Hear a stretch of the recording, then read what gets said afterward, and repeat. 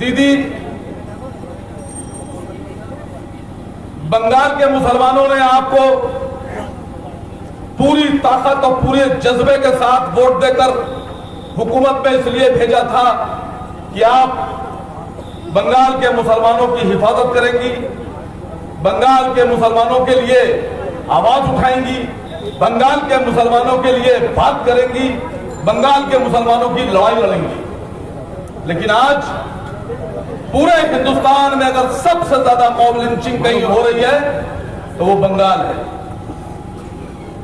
सबसे ज्यादा अगर मुसलमानों पर हमले कहीं हो रहे हैं तो वो बंगाल है, और सबसे ज्यादा मुसलमान अगर मारे जा रहे हैं तो वो बंगाल है।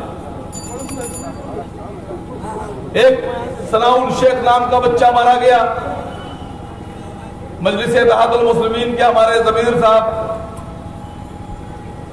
उसके घर गए, जाकर उसको 80,000 रुपए की मदद दी और उसका केस लड़ने का वादा किया, और वो अपने वादे पर खरे उतरे।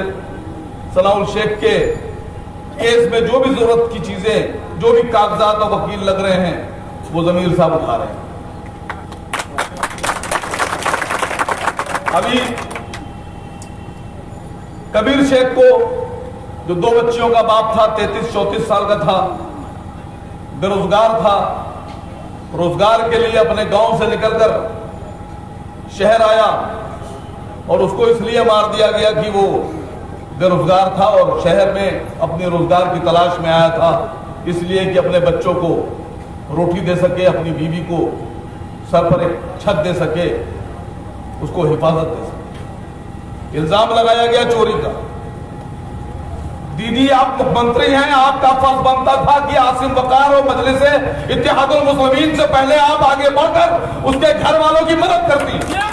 लेकिन आपने जब अपने लब नहीं खोले, अपनी जबान नहीं खोली, तो असद साहब का हुक्म मुझे आया कि आसिम भाई, कबीर शेख की मदद कीजिए, कबीर शेख के परिवार की मदद कीजिए, उसकी बेवा की मदद कीजिए, उसकी बच्चियों की मदद कीजिए। मैंने फिर अपनी बंगाल की टीम से गुजारिश की, उनसे कहा कि जो आपके पास मौजूद है, मुहैया है मदद, को जाकर उनके घर पर दीजिए, और आगे भी उनको जो जरूरत पड़ेगी, उनकी बच्चियों की शादियों के लिए, उनकी बच्चियों के एजुकेशन के लिए, उनकी बच्चियों के और तमाम जो जरूरतें हैं उसके लिए भी अगर आप लोग, बंगाल के लोग, हमारी मजलिस-ए-इत्तेहादुल मुस्लिमीन के लोग खड़े रहेंगे तो मुझे खुशी होगी।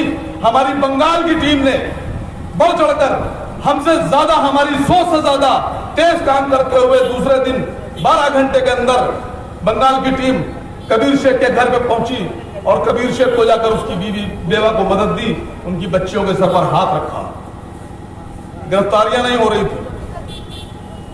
जब दबाव बनाया, पुलिस दबाव में आई, उसके बाद उसके जो कातिल थे उनको गिरफ्तार किया गया।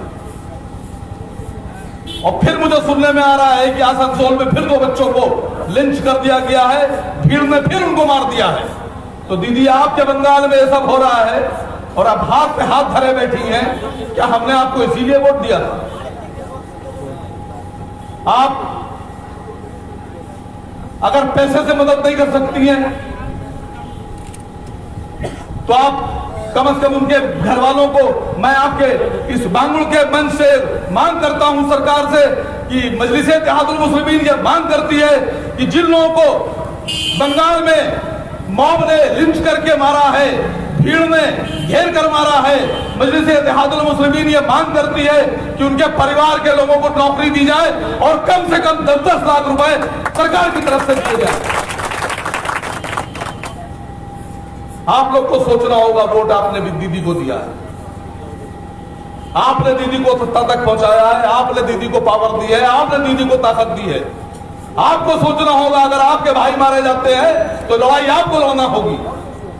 आज मुसलमानों के सर पर तलवार लाके लटका दी गई, मुसलमानों के सर पर एक ऐसी तलवार लाके लटका दी गई कि मुझे मालूम यह पड़ा है कि बांगुड़ से भी 2-2, 2,500 हजार आदमी रोज निकलकर ऑफिसर्स जा रहा है अपने नाम ठीक कराने के लिए और नाम दर्ज कराने के लिए। एनआरसी का एक ऐसा हवा लेकर आए हैं आप। भारत सरकार ने यह कह दिया है कि पूरे देश में एनआरसी लागू होगी, जिसको चाहेंगे वो ये कहकर बाहर कर देंगे कि तुम हमारे नागरिक नहीं हो। मैं आप लोगों से ये वादा करके जा रहा हूं, MIM की तरफ से ये आपसे वादा है, घबराने की और डरने की जरूरत नहीं है। MIM हर पल, हर कदम, हर लम्हा अपने हिंदुस्तान के सभी मुसलमान भाइयों के साथ कदम से कदम मिलाकर खड़ी है। हम आपकी पूरी लड़ाई लड़ेंगे, NRC से डरने की जरूरत नहीं है। अगर आपको कोई डराने की कोशिश करेगा तो हम सब मिलकर उसका मुकाबला करेंगे। यह मुल्क किसी के बाप की जागीर नहीं है, यह मुल्क हम सबका है, यह मुल्क हमारा भी है। अगर तुम्हारा है तो हमारा भी हक इस मुल्क पर उतना ही है जितना तुम्हारा है। अगर तुम हमें इस मुल्क से बाहर निकालने की बात करोगे तो हम तुम्हारे सामने ढाल और तलवार बन के खड़े हो जाएंगे, हम तुम्हारा मुकाबला करेंगे। हम अपने प्यारे वतन पर कहीं जाने वाले नहीं हैं।